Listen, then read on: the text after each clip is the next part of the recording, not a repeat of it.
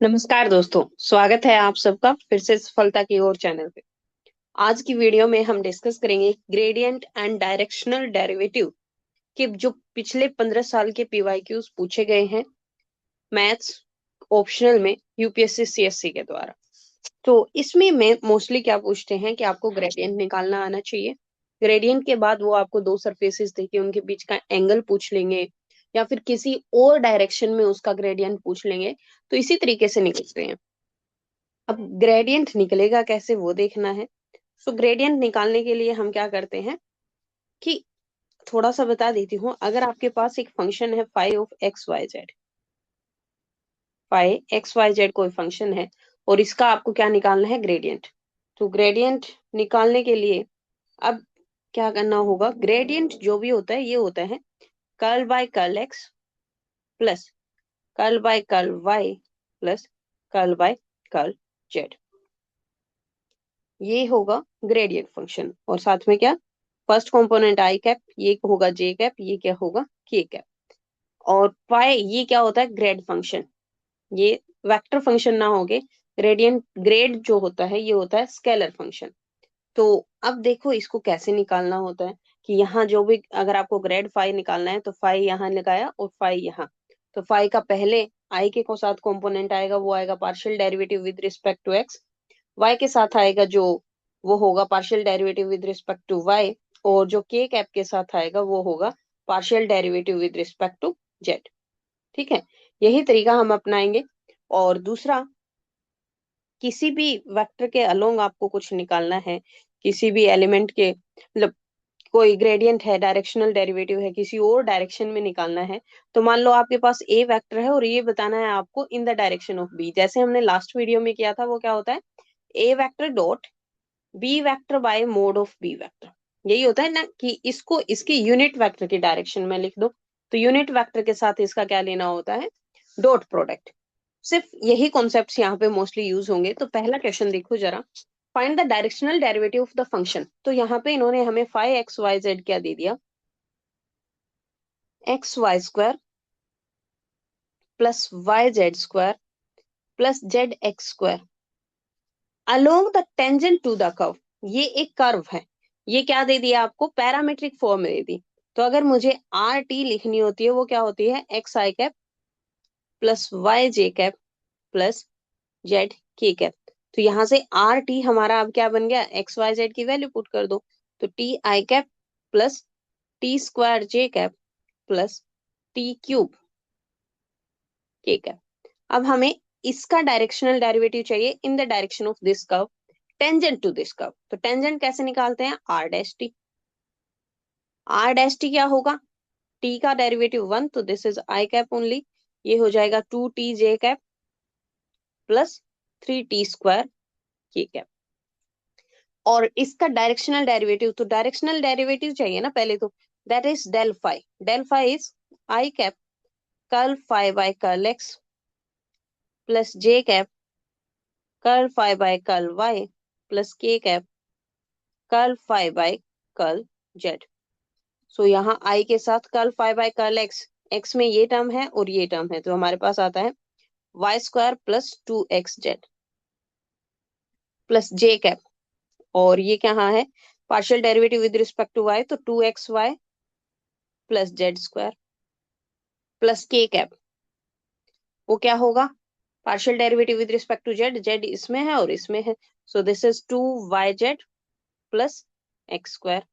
और कौन से पॉइंट की बात कर रहे हैं, वन वन पे, तो directional derivative eight one one one. Put करो जरा क्या बन रहा है, वन वन पुट करोगे तो two plus one three i cap plus same here three j cap plus three k cap. और यहाँ से आर डैश टी टेंजेंट हमें चाहिए at point one one one. तो ये क्या बना, i cap plus two j cap plus three k cap. अब हमें चाहिए directional derivative in the direction of tangent. So directional derivative in the direction of, और अलोंग टेंजेंट कह दो, अलोंग टेंजेंट। वो क्या होगा, del phi into dot product of r dash t divided by modulus of r dash t. यही बनेगा ना. What is this? 3i cap plus 3j cap plus 3k cap dot product I plus 2j plus 3k. और इसी का क्या है? Unit vector modulus. तो modulus क्या होगा? 1 plus 2 square 4 plus 3 square 9. 3 plus 3 दूनी 6 plus 9 under the root 14. And what is this? 9 और 9 18 डिवाइडेड बाय रूट 14. आगे किसी को कुछ निकालना हो तो निकाल सकते हो, बट इससे ज्यादा कुछ निकलेगा नहीं. सो दिस इज इट. अब आपको समझ आ गया होगा कि कैसे हम निकालेंगे वैल्यूज, है ना.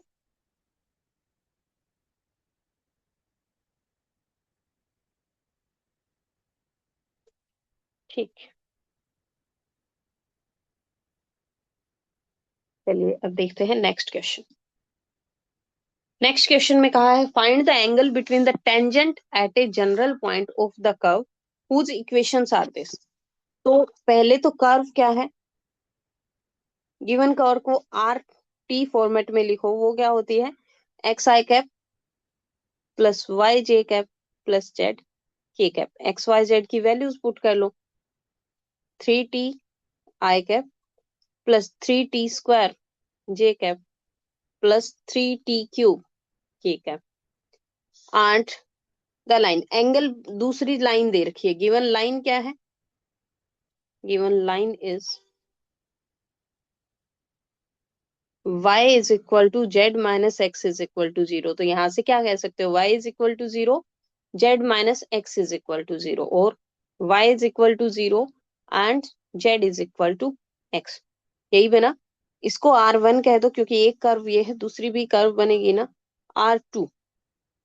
सो R2t क्या बनेगी? एक्स आई कैप प्लस वाई जे कैप प्लस जेड की कैप. पर पैरामीट्रिक फॉर्म में लिखना होता है तो हम इसको टी में एक्सप्रेस करने की कोशिश करते हैं.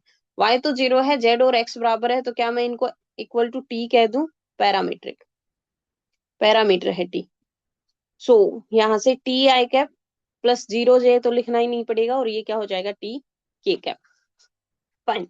अब हमें चाहिए इसके टेंजेंट, मतलब दोनों के बीच में. Find the angle between the tangent to this curve. तो टेंजेंट टू दिस कर्व क्या होगा? R1 dash t that is 3i plus 6tj plus 9t square k. And the line, line ये है, तो दोनों के बीच में एंगल क्या होगा वो देखना है.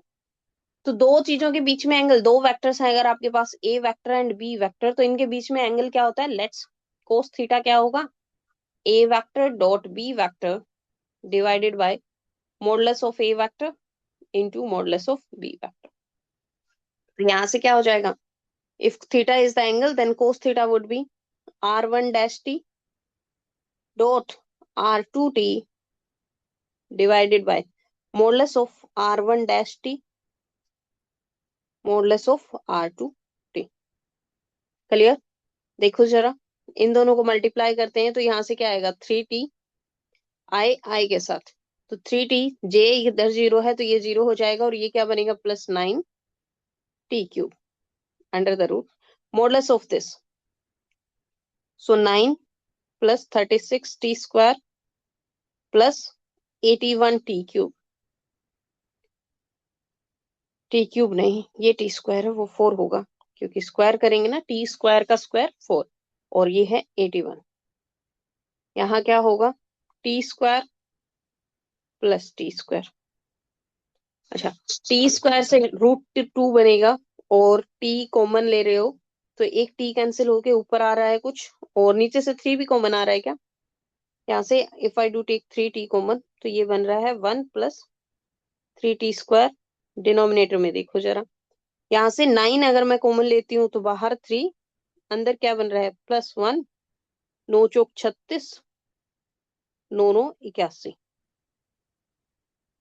एंड ये क्या बनेगा? अंडर द रूट 2 टी बाहर, टी से टी कैंसिल, 3 से 3 cancel, and this is 1 plus 3t square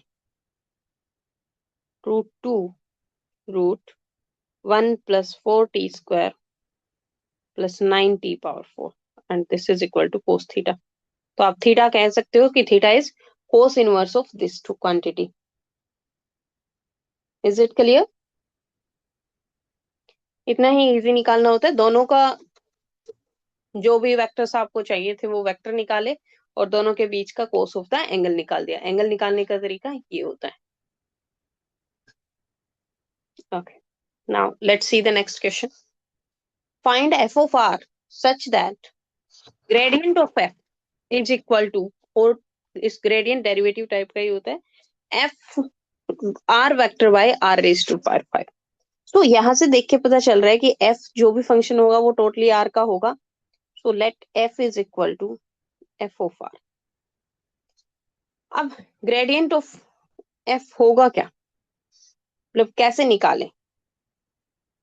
तो अगर आपको ग्रेडियंट ऑफ एफ निकालना है so that would be f dash are into derivative of r ना, ये आर कोई फंक्शन है और आर क्या होता है, आर स्क्वायर इज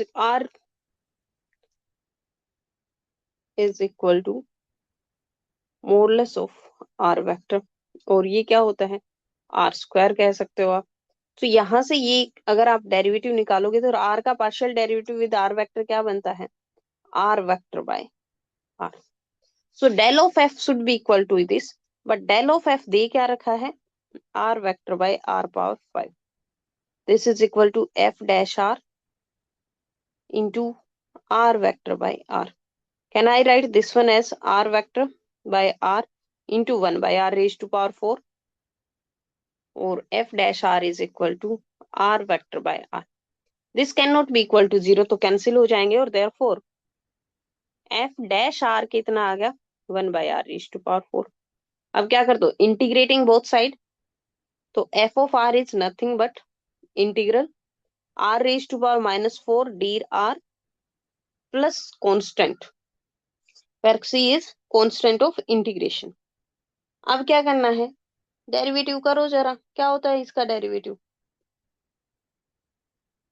अगर हम यहाँ से डेरिवेटिव करें तो this implies F of integration, sorry derivative क्यों बोल रही हूँ मैं, पावर में एक ऐड होता है और उसी से डिवाइड हो जाता है। तो पावर में एक ऐड का मतलब -3 और divided by -3 plus c, and you can say f of r is 1 by -3r³ plus c. But given क्या है साथ में, f of 1 is equal to 0। तो r is equal to 1 put करके देखो क्या बन रहा है। सो यहाँ से f of 1 means -1/3 plus c is equal to 0, और this is c is equal to 1/3। c की वैल्यू पुट करो, आपके पास क्या आ जाएगा, f of r। therefore f of r is -1/3r³ plus 1/3, और 1/3 अगर आप कॉमन लेते हैं तो हमारे पास आता है 1 - 1/r³। सो ये वैल्यू आ गई f ऑफ r की। दैट्स इट, डायरेक्ट इंटीग्रेशन ही है और कुछ नहीं था। अब next question, find the angle between surfaces this and this. तो एक चीज है, दो सरफेस आपको दे रखे हैं, एक को φ1 कह दो, φ1 इज इक्वल टू 0।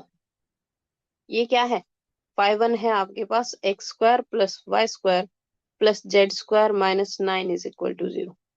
सरफेस जब भी होगा वो इक्वल टू 0 फॉर्मेट में होता है, तो आपको इसको इसी फॉर्मेट में बनाना पड़ेगा। ये क्या हो जाएगा, z - x² -y² plus 3 is equal to 0।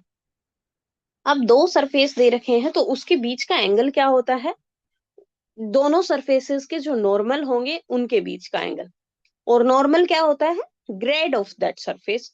तो हमें क्या चाहिए, डेल φ1 वो क्या होगा, नॉर्मल टू φ1, एंड डेल φ2 क्या होगा, नॉर्मल टू φ2, और इनके बीच का एंगल चाहिए। तो अब let's assume cos theta is the angle, तो कोस थीटा यहां से क्या आ जाएगा, del φ1 dot del φ2 modulus del φ1 और मॉडुलस ऑफ डेल φ2, यही होगा ना। बट किस पॉइंट पे चाहिए वो भी मैटर करता है। तो तुम मुझे डेल फाइव वन बता सकते हो क्या बनेगा? Partial derivative of this with respect to X, with respect to Y, with respect to Z. So ये होगा I cap two X I cap plus two Y J cap plus two Z के cap. यही तो बन रहा है। And similarly del phi two क्या होगा? डेल फाइव टू इज यहां से इसका derivative, partial derivative with respect to X, so minus two X I cap minus two Y J cap plus z one है तो के कैप हो जाएगा, simple. And we require them at the point 2 minus 1 and 2. So del phi 1 at 2 minus 1 2 क्या बन रहा है देखो जरा। It is turning out to be 4i minus 2j plus 4k and del phi 2 at same point क्या बनेगा? Point यही है। So that is minus 4i, y क्या हो जाएगा? Minus minus minus plus 2j, क्योंकि यहाँ ऑलरेडी माइनस है ना, और k की जगह कुछ नहीं प्लस के। अब तो मुश्किल ही नहीं है, दिस इज क्वाइट सिंपल। तो ये होगा 4i minus 2j plus 4k dot product minus 4i plus 2j plus k और दोनों का मॉडुलस। इसका मॉडुलस मीन्स 16 प्लस 4 प्लस 16, दूसरे से 16 प्लस 4 प्लस 1,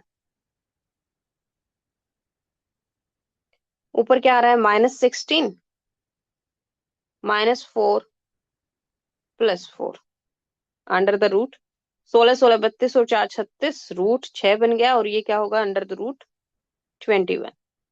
और यहाँ से 16 16 means minus 8/3 root 21। So this is equal to cos theta. यही एंगल चाहिए था, और you can say theta is equal to cos inverse of this,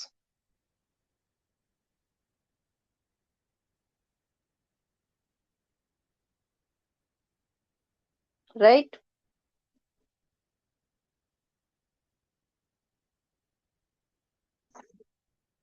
अच्छा, ये ऊपर मॉडुलस में टोटल मोड में ले सकते हो कि कोस थीटा पॉजिटिव और नेगेटिव तो सेम ही वैल्यू है, तो उससे कोई फर्क नहीं पड़ेगा। नेक्स्ट वन, यही इसी में 2015 में ही पूछा गया था ये question. Find the value of lambda and mu so that the surfaces this and this में इंटरसेक्ट ऑर्थोगोनली एट 1 माइनस 1 2। क्या मतलब हुआ? इन दोनों के बीच का एंगल 90 डिग्री है। ऑर्थोगोनली इंटरसेक्ट करने का मतलब है कि दो सरफेसेस के बीच का एंगल 90 है। तो सेम कॉन्सेप्ट है ना, इनके बीच का एंगल निकालो कोस थीटा तरीके से, और थीटा 90 है तो इक्वल टू 0 हो जाएगा। तो बताओ जरा, पहला अगर मैं 5 1 कहूं तो 5 1 यहाँ क्या दे रखा है? ये वाला, और डायरेक्टली मैं निकालूंगी डेल 5 1, वहां ही इसको कह देती हूँ this is 5 1, this is 5 2। Okay, अब 5 1 और ये इस साइड आके माइनस में हो जाएगा क्योंकि इक्वल टू 0 होना चाहिए। सो ये आई कैप के साथ मेरा क्या आएगा? 2 लैम्डा एक्स, और ये भी क्या है? एक्स के साथ है, तो ये डेरिवेटिव क्या होगा? Minus of lambda plus 2। ठीक है जी, प्लस जे कैप में क्या आएगा? वाई का डेरिवेटिव, तो minus of mu z, plus के कैप के साथ क्या आएगा? Minus of mu y. कौन से पॉइंट पे चाहिए? Del 5 1 we require at 1 minus 1 2। तो पुट कर दो 1 माइनस 1 2। यहाँ अगर मैं 1 पुट करती हूँ तो 2 lambda minus lambda that is lambda minus 2 बचेगा आई कैप। जेड की जगह 2 पुट करते हैं तो minus of 2 mu J, minus minus plus हो जाएगा म्यू के कैप। और डेल 2 क्या है? तो partial derivative with respect to x तो हो जाएगा 8xy आई कैप, जे कैप के साथ क्या आएगा? y यही है तो 4x square j cap plus 3z² k cap, and partial derivative with respect to, नहीं, एट द पॉइंट 1 - 1 2 क्या बनेगा, यहाँ पे -1 बनेगा तो -8i प्लस 4j, और ये क्या होगा 4 × 3 12 की कोस थीटा, और कोस थीटा रहने ही दो, अगर इंटर ऑर्थोगोनली इंटरसेक्ट कर रहे हैं तो इसका मतलब दोनों का product should be equal to 0 for orthogonality.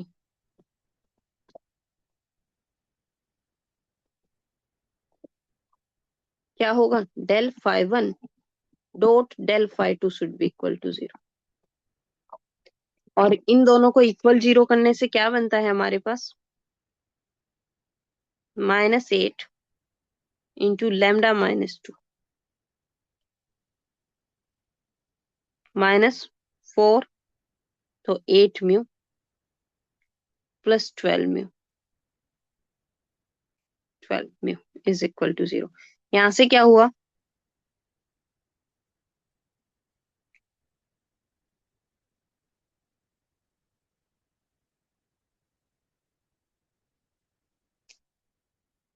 इधर से हमारे पास इक्वेशन आ रही है -8 lambda -2 plus 4 mu is equal to 0।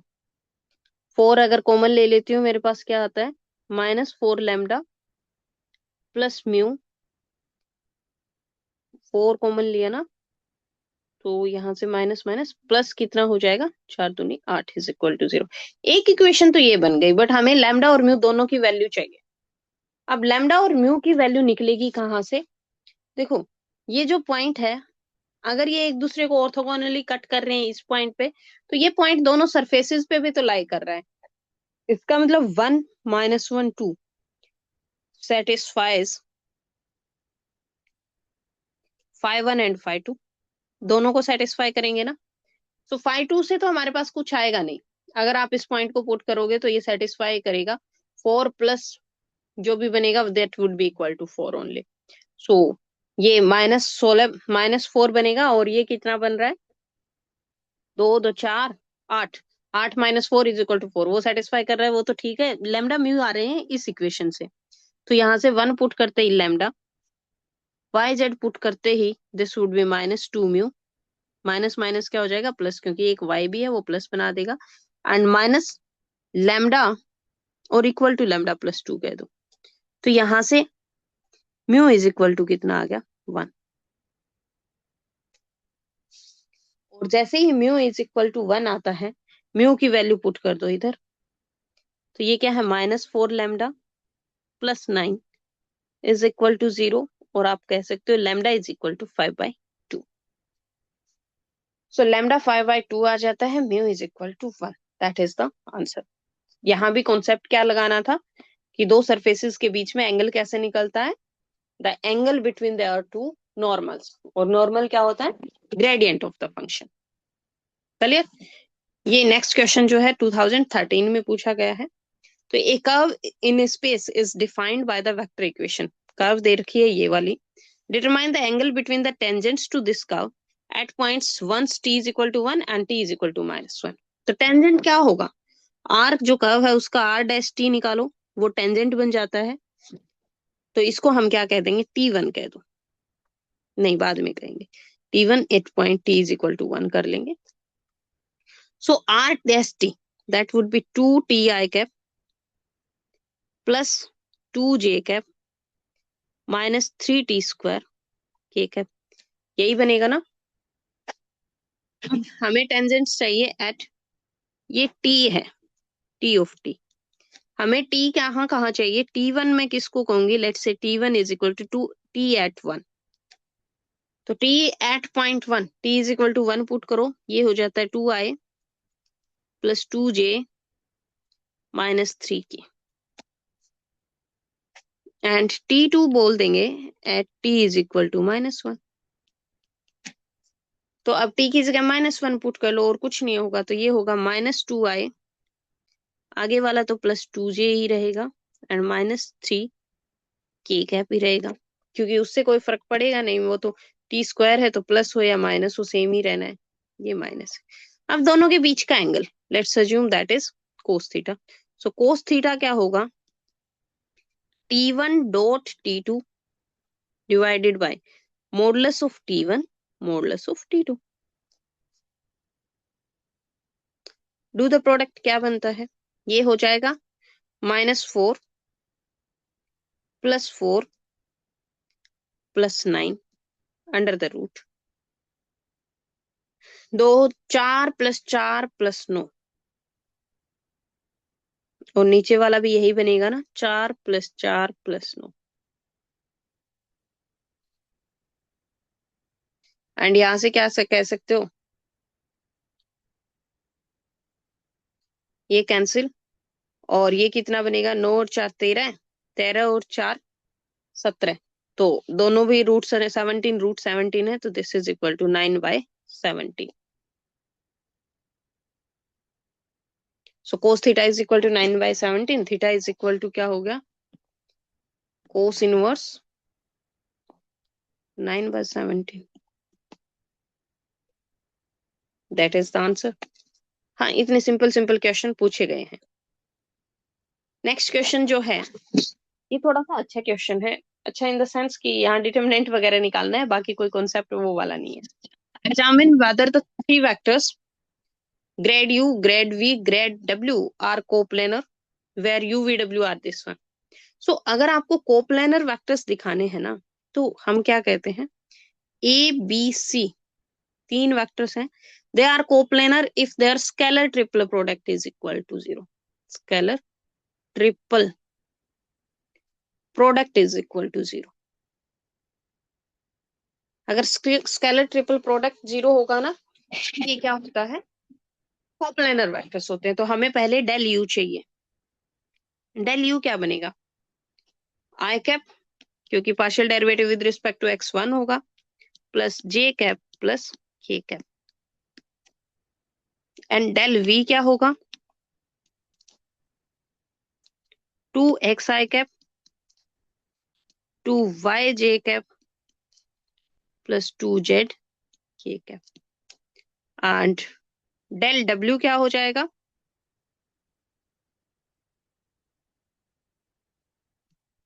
So partial derivative with respect to x का आई कैप, तो x इन दो टर्म्स में है, that is y plus z i cap, plus partial derivative with respect to y, तो क्या होगा, x प्लस जेड के y जे cap, plus दूसरे में क्या होगा, x प्लस वाई के कैप। तीनों चीज आ गई। अब इनका scalar triple product should be equal to 0। Scalar triple product क्या कैसे निकालते हो, कैलकुलेट कैसे करते हो, स्केलर ट्रिपल प्रोडक्ट लिखते तो ऐसे हैं, del u dot del v cross del डब्ल्यू। और ऐसे करने के बजाय हमें इजीली अगर इसको करना हो तो हम निकालते हैं इसको डिटरमिनेंट फॉर्मेट में। सो डिटरमिनेंट फॉर्मेट में कैसे निकलता है, पहली रो में components of first vector, so that is 1 1 1। second row में components of second vector 2x 2y 2z। third row में components of third vector, तो y plus z x plus z x plus y। उसके बाद determinant calculate कर लेते हैं कि क्या बनता है क्या नहीं।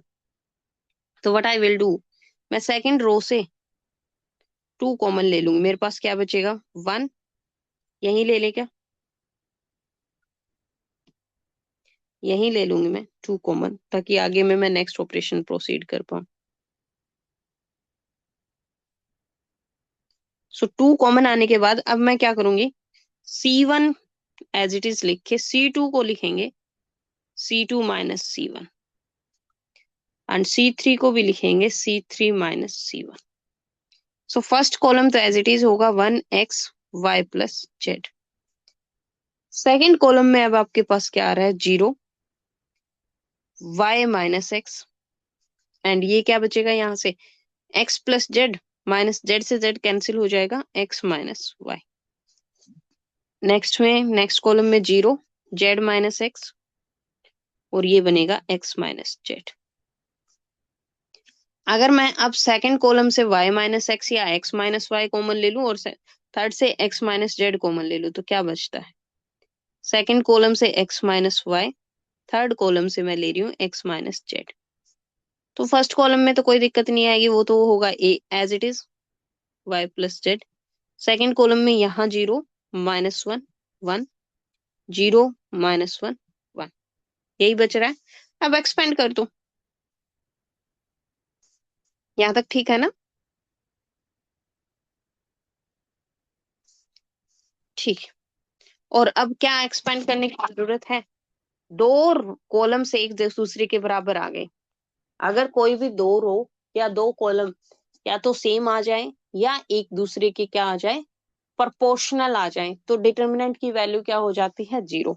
सो दिस इज 0, तो प्रोडक्ट साथ में कुछ भी हो, this would be equal to 0, and hence del u del v and del w are coplanar vectors। तो आपको यही बताना था whether they are coplanar or not। so yes, they are coplanar। तो ये भी टोटली आप क्या कह सकते हो, ग्रेडियंट से रिलेटेड टॉपिक है। So that's it. इसके साथ जितने भी यूपीएससी ने पीवाईक्यूज पूछे हैं ग्रेड और डायरेक्शनल डेरिवेटिव से, वो कंप्लीट हो गए हैं। आई होप आपको टॉपिक कंप्लीटली समझ आया होगा। सो अगर आपको वीडियोस पसंद आई है तो लाइक और शेयर करें, साथ में चैनल को सब्सक्राइब जरूर करें। Thank you.